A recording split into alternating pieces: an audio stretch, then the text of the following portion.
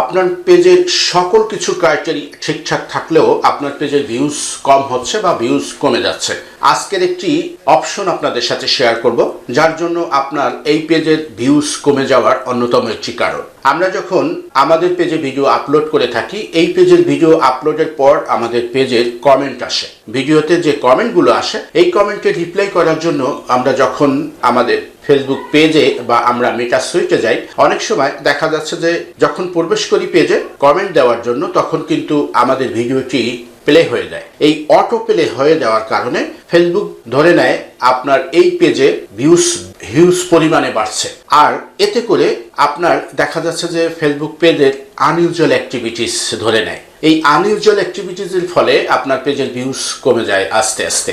আপনি যদি এই অটো প্লেটি বন্ধ করেন, তাহলে আপনার এই অপশনটি আর কখনোই চালু হবে না। আর সেটি করার জন্য আপনার ফেসবুক পেজে প্রবেশ করবেন, এখান থেকে 3 লাইন আইকনে ক্লিক করবেন, সেটিংসে প্রবেশ করবেন, এখান থেকে আপনি মিডিয়া এখানে ক্লিক করবেন। মিডিয়া ক্লিক করার পর আপনি দেখবেন অটো প্লে দেওয়া আছে।